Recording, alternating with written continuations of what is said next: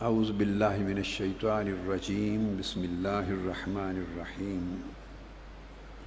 جیسے صحابہ کرام آقا علیہ السلام کے مرید ہیں کیا، اور ہم ساری امت حضور علیہ السلام کی مرید ہے۔ ساری امت کس کی مرید ہے؟ آقا علیہ السلام کی۔ پھر اس کے بعد نیچے اترتے ہیں تو یہ نسبت قائم ہوتی چلی جاتی ہے علی سبیل التنزل۔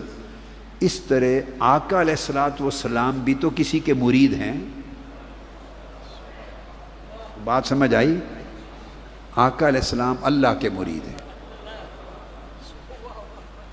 یا آقا علیہ السلام بولیے اللہ کے مرید ہیں۔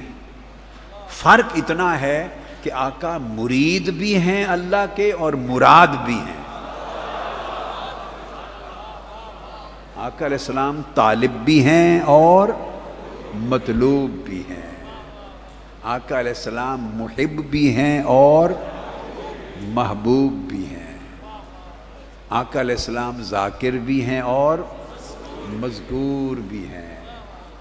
آقا علیہ السلام چاہنے والے بھی ہیں اور چاہا جانے والے بھی ہیں۔ وہ رشتہ دوہرا ہے۔ تو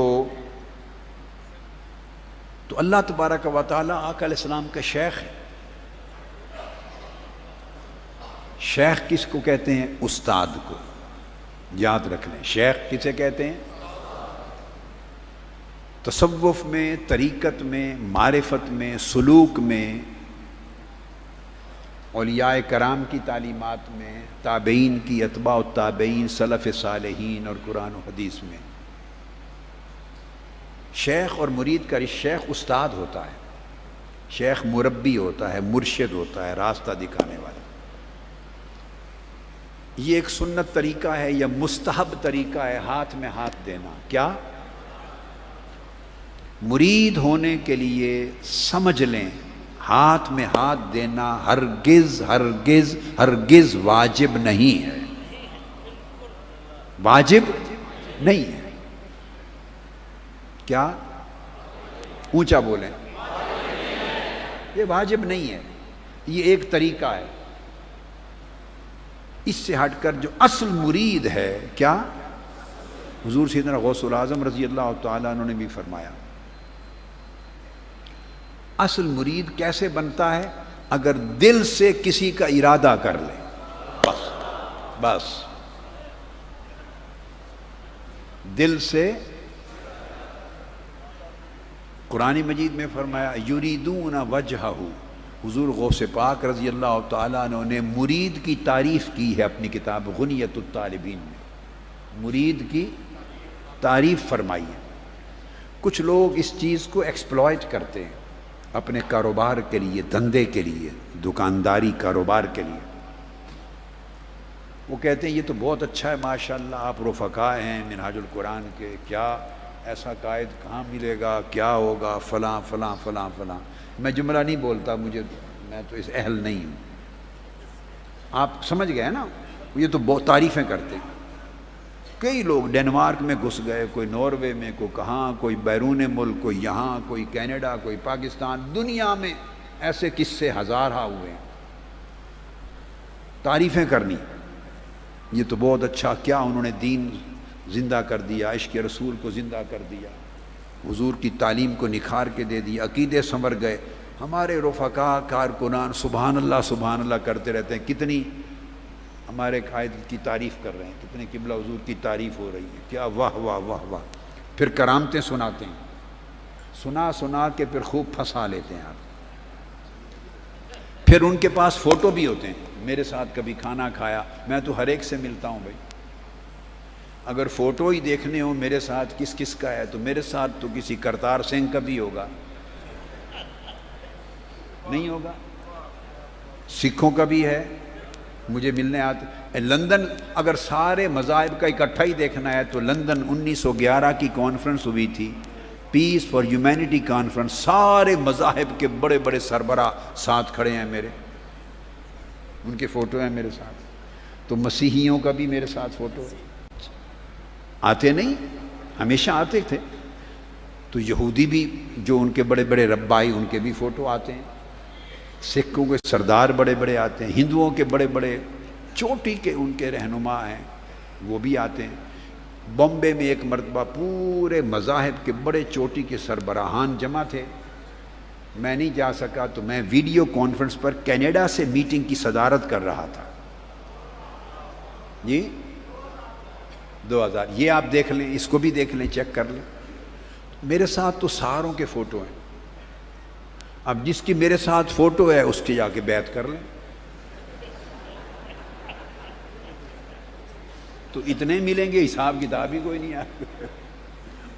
تو لوگ فوٹو بھی لے کے میں سادہ طبیعت کا آدمی ہوں، میری طبیعت میں چکر نہیں ہے، مجھے آتے نہیں ہیں چکر۔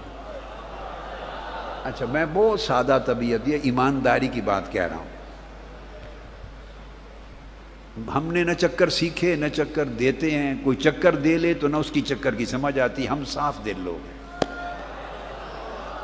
لیکن یہ اللہ کی مدد ہے کہ جو چکر دینا چاہے اللہ اس کے چکر سے خود بچا لیتا ہے، خود بچا لیتا ہے۔ اچھا مجھے پتہ نہیں ہوتا تھا بھئی یہ آ گئے فلاں صاحب آ گئے، کھانا کھا رہے ہیں، ٹائم مانگا ہے، بیٹھے ہیں میرے ساتھ، 2-4 مرید بھی آ گئے، کیمرے لائے ہوئے ہیں، ویڈیو کیمرے، تو 2 گھنٹے 2 کی فوٹو بن رہی ہے۔ مجھے نہیں پتا، میں تو ایسے ان گڈ فیتھ بیٹھے رہتا۔ وہ بے شمار کوئی سینکڑوں فوٹو بنا لیے، کئی اسٹیج پہ بٹھا لیا، ادھر آ گئے بیٹھے، تو وہ سارے فوٹو بعد میں ان کے البم کر کے سفر پہ لے جاتے ہیں ساتھ۔ بس جب رفقا میں پہنچ گئے تو اپنی کہا بھی البم دکھاؤ، بھی وہ فوٹو دکھائے۔ وہ جو میرے ساتھ فوٹو دیکھتے ہیں ہاتھ مل رہے ہیں، میں سینے سے مل رہا ہوں، گلے مل رہا ہوں، کھانا کھا رہے ہیں، بس ہمارے رفقا نعرے لگاتے لگاتے جوش میں آ جاتے۔ تو ایسے اللہ کے بندے ہیں، ان کو اپنے گھر دے دیے رہنے کو کہ قبلہ حضور کے ساتھ اتنا قرب ہے۔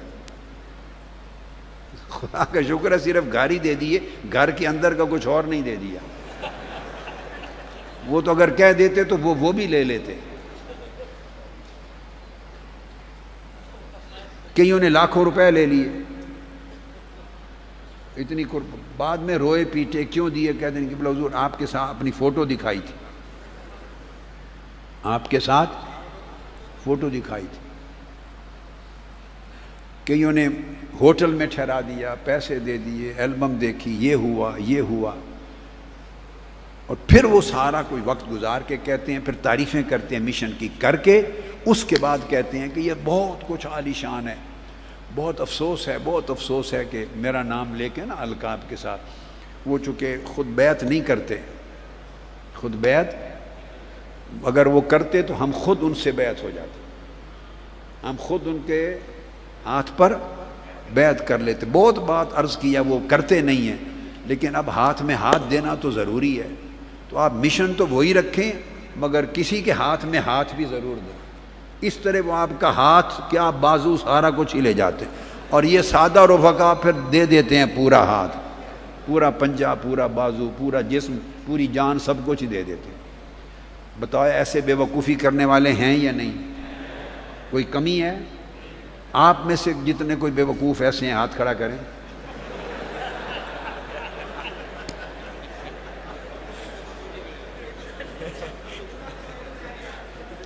اب سنیے، اس لیے میں نے نکتہ سمجھایا، یہ پوری دنیا میں جا رہا ہے، رفقا سنے، وابستگان سنے۔ میں نے کوئی سینکڑوں بار یہ بات بتائی، جو رفیق ہونے سے پہلے کہیں مرید تھے، وہ حق ہے، وہ اس کو اللہ اس کو قائم رکھے، برکتیں عطا کرے۔ یہ حضور غوث پاک کی نسبت اضافتاً دوسری مل گئی۔ اچھا، جب کوئی لوگ تلاش میں تھے اور پہلے کہیں بیعت نہ تھے اور وہ رفاقت اختیار کر گئے منہاج القرآن کی، اب وہ حضور غوث العظم کے مرید ہو گئے، اور ان کو نہ صرف نسبت قادریہ بلکہ نسبت محمدی نصیب ہو گئی، نسبت محمدی نصیب ہو گئی۔ اب رفاقت میں آ جانے کے بعد ان کو ہاتھ لینے دینے کی کہیں ضرورت نہیں ہے، کوئی ہاتھ ہی نہ کر جائے آپ سے، ہاتھ لیتے لیتے ہاتھ کر نہ جائے۔ جن لوگوں نے ایسی غلطی کی وہ دین کے کام سے بھی گئے، رفتہ رفتہ. اس لیے میں نے سمجھایا، ذہن میں رکھ لیں کہ مرید ہونے کے لیے ہاتھ میں ہاتھ دینا واجب، بولیے، نہیں ہے. مرید کا لفظ ہے ارادہ سے. دل سے اگر آپ ارادہ کر لیں کہ فلاں سے فیض لینا ہے، فلاں کی تعلیم پہ عمل کرنا ہے، میں نے فلاں سے تربیت لینی ہے، فلاں کی صحبت میں رہنا ہے، فلاں کی صحبت میں ملازمت اور دوام اختیار کرنا ہے، فلاں کی تعلیم و تربیت لینی ہے، فلاں کی تربیت اور صحبت سے اور اس کی تعلیم سے اکتساب فیض کرنا ہے، فلاں کے نقش قدم پہ چلنا ہے، فلاں کے ساتھ رہنا ہے عمر بھر دنیا آخرت میں. جو ارادہ کر لیں، اسی ارادہ کرنے والے کو مرید کہتے ہیں. جس کا ارادہ کر لیں اس کو شیخ کہتے ہیں. اب بات کو سمجھ گئے؟ جس کا ارادہ کر لیں اسے، اور جو ارادہ کر لے وہ مرید ہوتا ہے. حتیٰ کہ ہم سب اللہ کے بھی مرید ہیں. تو اللہ کے ہاتھ میں ہاتھ دیا کسی نے کیا؟ یریدون وجہہ. حضور سیدنا غوث العظم رضی اللہ تعالیٰ عنہ نے غنیت الطالبین میں مرید کی تعریف کی ہے. مرید کی تعریف کی ہے حضور غوث پاک نے. اب ان سے بڑی تعریف کسی کی ہو سکتی ہے کائنات میں؟ جی. انہوں نے فرمایا مرید وہ ہے جو صدق کے دل سے اللہ کا ارادہ کر لے، اللہ کے رسول کا ارادہ کر لے. اس طرح پہلی صدیوں میں کیا، جو حضرت امام حسن بصری کا زمانہ، حضرت اویس کرنی کا زمانہ، حضرت جنید بغدادی کا زمانہ، معروف کرخی کا زمانہ، سری سقطی کا زمانہ، باجید بستامی، پہلی زمانوں میں کیا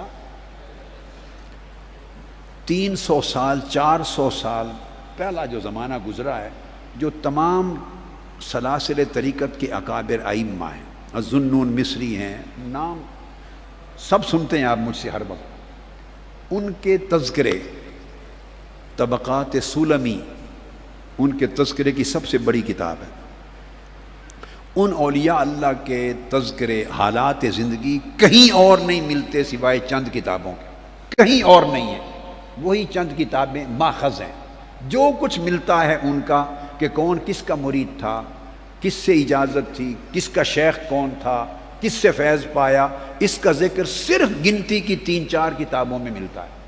صرف سب سے پہلی بڑی کتاب ایک حلیۃ الاولیاء امام ابو نعیم کی، حلیۃ الاولیاء امام ابو نعیم. اس کے بعد طبقات سلمی، طبقات سلمی حضرت شیخ امام ابو عبد الرحمن السلمی، ان کی کتاب. ہر ایک نے بعد میں جو لکھا ہے ان کتابوں سے لے کر لکھا ہے، ان کے حوالے سے. 2. تیسرا پھر مختصر رسالہ قشیریہ، امام ابو القاسم القشیری، مختصر رسالہ القشیریہ. پھر اسی طرح ایک اور امام ابن الملقن کی، وہ بھی اسی طرح کی مختصر ہے، ابن الملقن کی حدائق الاولیاء. آپ حیران ہوں گے، حضور داتا گنج بخش علی جویری نے کشف المحجوب میں جو کچھ لکھا وہ بھی آپ نے انہی کتابوں سے لیا، کوئی اور سورس نہیں ہے. یا عارف اور ولی اللہ کا سورس اپنی معرفت اور اپنے علوم لدنی اور اپنی ولایت ہوتی ہے، اپنا سینہ، آپ سمجھ گئے. لیکن وہ لکھتے ہیں، فرماتے ہیں میں سفر پہ ہوں، کتابیں میرے ساتھ نہیں ہیں.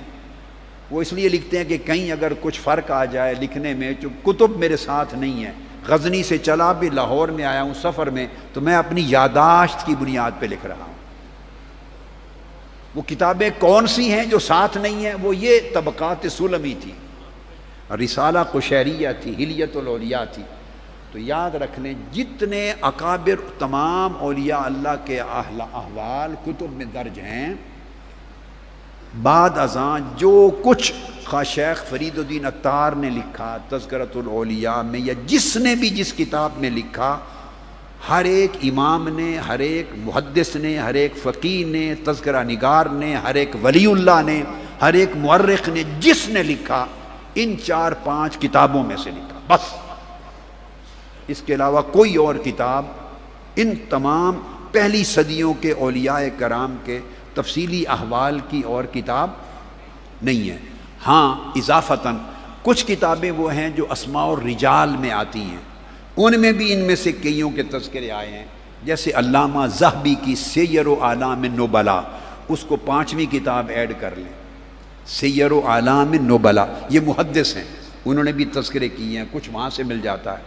تو مقصد یوں کر لیں آپ، یہ 5-7 کتابیں اور اس طرح کی کچھ اور چند کتابیں اسماء الرجال کی اگر جمع کر لیں احوال سیر کی تو 10 چلی جاتی ہیں، جن میں ان اولیاء اللہ کے تذکرے ملتے ہیں۔ اب جو بات بتانا چاہتا ہوں وہ غور سے سنیں، یہ 300-400 سال کے کل اکابر اولیاء اور صوفیاء، ان کی جتنی کتابیں دنیا میں آج تک 1200-1300 سال سے لکھی گئیں اور آج تک چھپی ہیں یا نہیں چھپی اور نسخے ہیں، ان تمام اولیاء اللہ کے کسی ایک کتاب میں کسی ایک ولی اللہ کے بارے میں ایک سطر پہ بھی ذکر نہیں ہے کہ انہوں نے جا کے اس طرح ہاتھ میں فلاں کے ہاتھ دیا اور بیعت کی اور اس وجہ سے مرید ہوئے اور انہوں نے اس طرح ان کو اپنی خلافت عطا کی، یہ جو خاص ہے یہ کسی ایک کتاب میں ایک سطر بھی ایسی نہیں۔ اب میری تو ساری زندگی 50 برس سے اوپر ان کتابوں کی ورگردانی میں ہی گزری ہے نا، یہ کو آج نہیں پڑھنے لگا بیٹے۔ آپ سنیں، میری عمر پہلی کتب تصوف کی جب میں نے پڑھی تھی زندگی میں پہلی مرتبہ، تو میری عمر 10 سال سے کم تھی، تو میں آپ کو ذمہ داری سے بات سمجھا رہا ہوں، اتنی بڑی بات میں نے کہہ دی، کوئی چھوٹی سی بات تو نہیں ہے نا، کہ یہ صدیوں پہلی صدیوں کے جتنے اولیاء صوفیاء مشائخ جن کا تذکرہ آپ پڑھتے ہیں جو سلاسل کے ہیڈز ہیں، کسی ایک کے حالات زندگی میں کسی ایک اوپر کی کتاب میں جن سے اصل علم چلا ہے، معلومات چلی ہیں، ایک جگہ بھی ذکر نہیں ہے، ایک سطر پہ بھی ذکر نہیں ہے کہ فلاں اس وجہ سے ان کے مرید تھے کہ انہوں نے ہاتھ میں ہاتھ دیا اور بیعت کی، یا انہوں نے ان کو خلافت باضابطہ اس طرح دی، اجازت دی، خلافت نامہ دیا۔ ایسا تصور پہلی 500 سال تک نہیں تھا، پہلے 500 سال تک نہیں تھا۔ تو ان کی بیعت ہوئی یا نہیں ہوئی؟ بولیے۔ تو انہوں نے تو ایسا کیا ہی نہیں تھا۔ تو جب 500 سال تک اوپر ایسا نہیں ثابت ہوتا کسی کتاب میں، بھائی کسی ایک کے حال میں ہی درج ہوتا، ایک کتاب میں ایک سطر پہ ہی درج ہوتا، نہیں، اگر ان کی بیعت نہیں ہے، اگر اس طریقے کے بغیر بیعت نہیں ہوتی تو ان کی نہیں ہے، تو آپ میں ہم میں پھر کس کی ہے؟ سب سلسلے ٹوٹ گئے، سب سلسلے۔ تو یہ میں آپ کو بتاؤں طریقہ، بعد میں اس کو پابندی اختیار کر لی گئی بعد ازاں، لیکن پہلے 500 سال تک، ممکن ہے 600 سال تک، یہ چیز رواج میں معمول میں نہیں تھی۔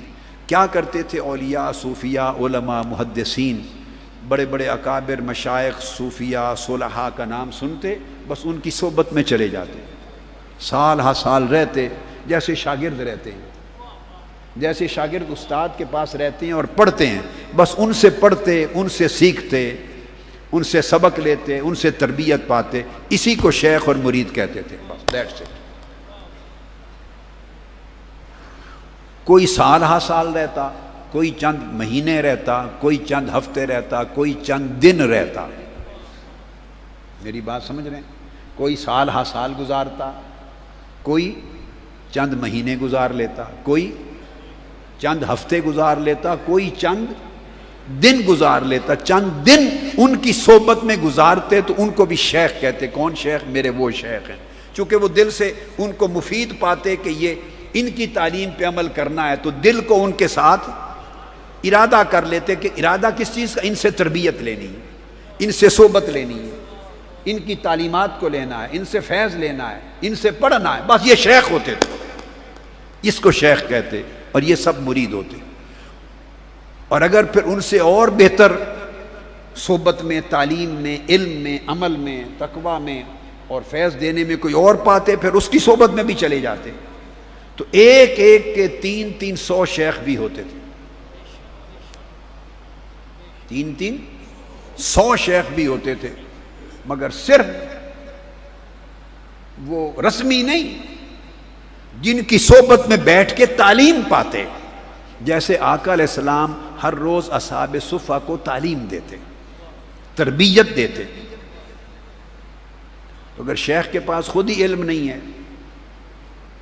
یتلو علیکم آیاتنا ویزکیکم ویعلمکم الکتاب والحکمہ، تمہارے اوپر وہ آیتوں کو تلاوت کرے. یہ ہے سنت اللہ کی، رسول نے جو وضع کی شیخ نے. تمہارے اوپر اللہ کی آیتوں کو تلاوت کرے، پھر تمہارا تزکیہ کرے، تمہارے اندر کے وسوسوں کو نکالے، تمہارے من کو کچلے صاف کرے، ستھرا کرے، شک اور شبہ کے غبار کو نکالے، فسق و فجور اور گناہ کے رجحانات کو نکالے، تمہیں مانجے، تمہارے دل کے برتن کو مانجے، صاف کرے، پھر تمہیں قرآن کی تعلیم دے، پھر حکمت کی تعلیم دے، پھر راز بتائے. یہ کام جو کرتا ہے، جو کرتے تھے وہ شیخ ہوتے تھے. جو یہ کرتے تھے وہ شیخ ہوتے تھے. یہ نہیں بس گئے تو نکالے پیسے تو نذرانہ پیش کیا، اچھا ادھر دے دیے تو اچھا شاباش جا پترا جا. تو یہ لین دین نہیں ہوتا شیخ. قرآن مجید کا معیار 5 چیزیں: یتلو علیکم آیاتنا، قرآن کی آیتیں تلاوت کرے اور قرآن کے نور دے. ویزکیکم، مانجے، اندر باہر کو صاف ستھرا کرے. ویعلمکم الکتاب، پھر قرآن کی تعلیم دے. والحکمہ، پھر سنت نبوی، حضور کی سنت اور حدیث کی تعلیم دے، حکمت کی تعلیم دے، دانائی کی تعلیم دے، فقہ کی تعلیم دے، آپ کو دین کا فہم اور شعور عطا کرے. 5واں وَيُعَلِّمُكُم مَّا لَمْ تَكُونُوا تَعْلَمُونَ، اس کے بعد پھر اس قابل ہو جاؤ، پھر اوپر کے راز بتائے، عشق کے راز، عبادت کے راز، معرفت کے راز، قربت کے راز، پھر راز بتائے. یہ 5 چیزیں ہیں. یاد رہ گئیں؟ تو جو ایسا کرتے اور جو ایسا لینے کے لیے جاتے وہ سب مریدین ہوتے تھے اور وہ مشائخ و شیخ ہوتے تھے. ہماری تحریک اس تصور پر قائم ہے.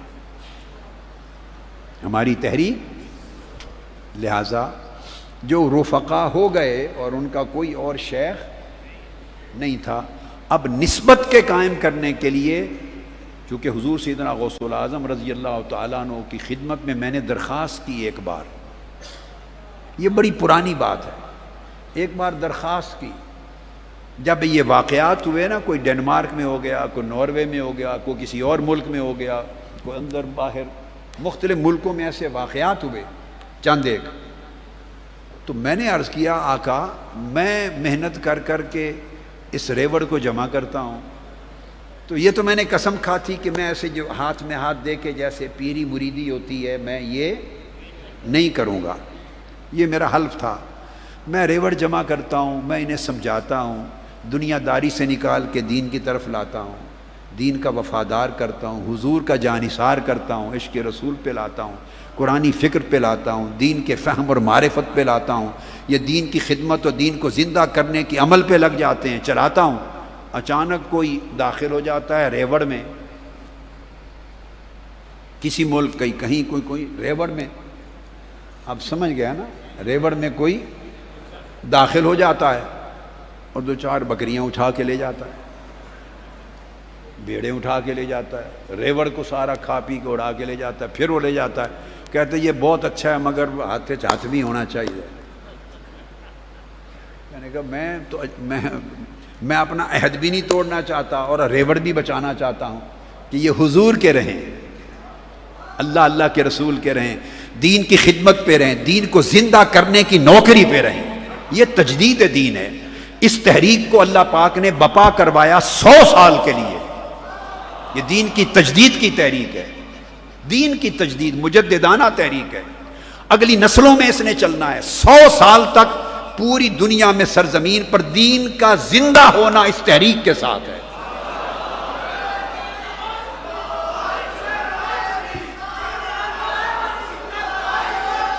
تو یہ تبھی ممکن ہوگا کہ جب آپ یہ فیض اپنی نسلوں کو بھی منتقل کریں گے، تو نسلوں میں منتقل ہوگا تو اگلی صدی کمپلیٹ ہوگی۔ تو میں نے عرض کیا کہ یہ ایسا ریوڑ کو لے جاتے ہیں آدمی، جدھر جاتا ہوں یہ خبر سن لیتا ہوں۔ تو آپ یہ کرم کر دیں، میں جب تک آپ وعدہ نہ دیں مجھے، میں اپنی زبان سے نہیں کہہ سکتا، اور مجھے تحریری وعدہ فرما دیں کہ جو رفیق ہے میرا وہ آپ کا مرید ہے، حضور غوث العظم رضی اللہ تعالیٰ عنہ کا۔ یہ درخواست بھیجی، 1 سال لگا، 1 سال کے بعد اگلے سال وہی رات آئی تو رات کو جواب آیا، دستخط شدہ کر دیا، منظوری آ گئی۔ اس دن اس سال میں نے پہلی بار اعلان کیا تھا، یہ بڑی پرانی بات ہے، بہت پرانی بات، پہلا اعلان کر دیا تھا۔ اس کے بعد آپ بے دھڑک لوگوں کو بتائیں جو منہاج القرآن کا رفیق بنے اور مرتے دم تک صدق اور استقامت اور اخلاص کے ساتھ قائم رہے، ٹوٹے نہیں، وہ حضور غوث العظم رضی اللہ تعالیٰ عنہ کا مرید ہے، اور نسبت قادریہ ہی نہیں بلکہ اس کے ساتھ نسبت محمدی، بولیں نسبت محمدی نصیب ہے اس کو، اور انشاءاللہ آخرت میں قیامت میں حضور غوث پاک کی میت اور آقا علیہ السلام کی میت میں آقا علیہ جہاں میں ہوں گا، یہ ان کا امر ہے، کیا فیصلہ کرتے ہیں وہیں آپ ہوں گے۔ رکو،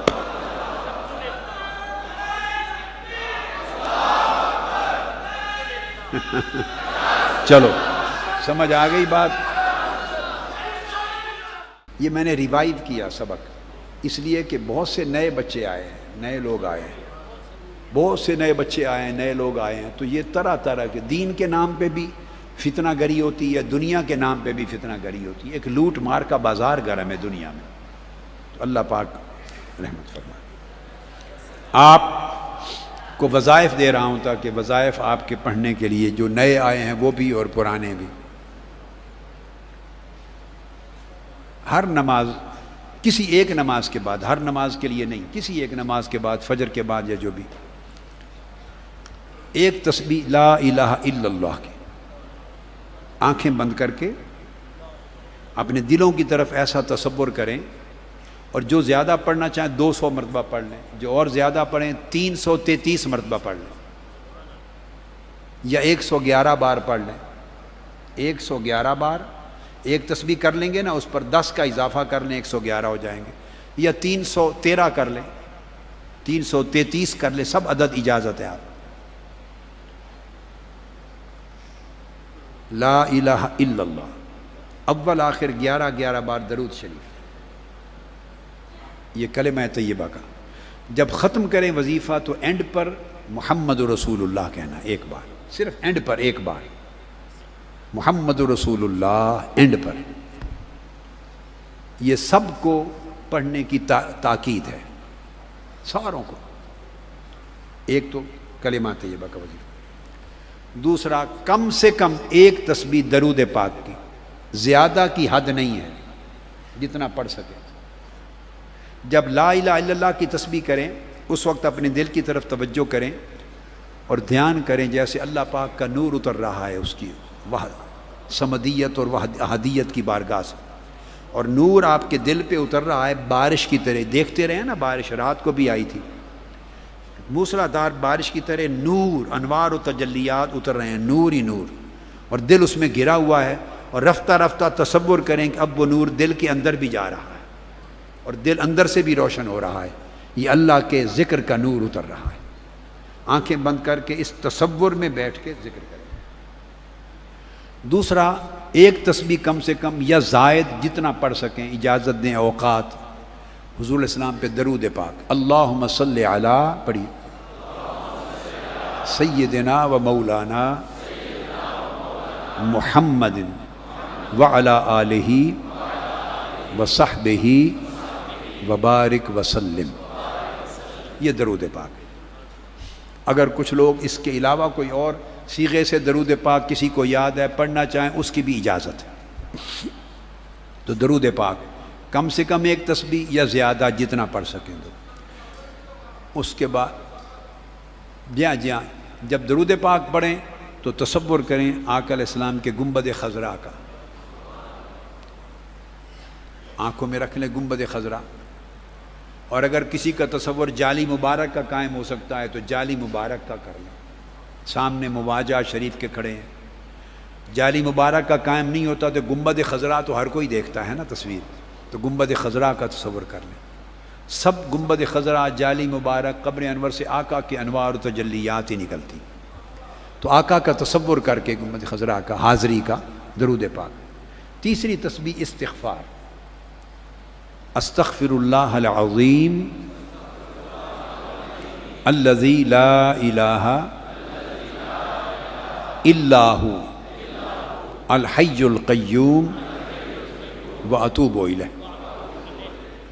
یہ استغفار 100 مرتبہ ایک تسبیح، یہ 3 ہو گئیں۔ اس کے بعد کوئی پریشانی ہو، رزق میں تنگی ہے، کاروبار میں تنگی ہے، مشکل اوقات ہیں، اس قسم کی چیزوں کے لیے سورہ لإلاف قریش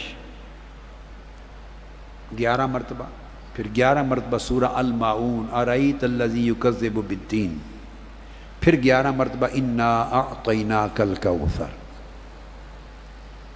خوف ہو، غم ہو، پریشانی ہو، رزق میں کمی ہو، جاب کا مسئلہ ہو، کاروبار میں برکت کا ہو، ان تمام امور کے لیے یہ 3 صورتیں اکٹھی ہیں، ان کو 11 بار پڑھنا ہے۔ اول آخر 3 بار درود شریف، 11 بار پڑھیں۔ ٹائم کی اجازت ہے آپ کو، ایک ٹائم بنا لیں جو آپ کو سہولت ہو۔ 2 نفل مغرب کے بعد پڑھیں، صلاۃ الحاجہ، مغرب کی سنتوں کے بعد ہی بشک یہی نیت کر لیں۔ پہلی رکعت میں قل یا ایھا الکافرون، دوسری میں قل ھو اللہ احد، یہ پڑھ کے 2 رکعت نفل پڑھ کے تو پھر دعا کر لیں۔ اور اگر اس ٹائم وقت اجازت دے تو یہ 3 صورتیں جو بتائی ہیں اس کے ساتھ ملا لیں، الکوثر تک، القریش، الماعون، الکوثر۔ یہ روزگار، پریشانیاں وغیرہ معاملات۔ اگر کوئی نہیں، یہ صورتیں 3 دفعہ بھی پڑھ سکتے، مگر 11 بار پڑھیں تو اچھا، 11 بار تینوں صورتیں، درود پاک اول آخر 3 بار۔ اس کے بعد اگر بیماری ہے، آپ کو ہے، گھر میں کسی کو ہے، سب کی، یہ فیوزات محمدیہ لے لیں، فیوزات محمدیہ۔ اس فیوزات محمدیہ پر صفحہ نمبر 349 پر 300، اور رزق میں جو کچھ رزق میں پریشانی ہے وہ 3 صورتیں بتا دی نا، اس کے ساتھ رزق میں ساتھ یا باسط، یا باسط یا وہاب، کیا؟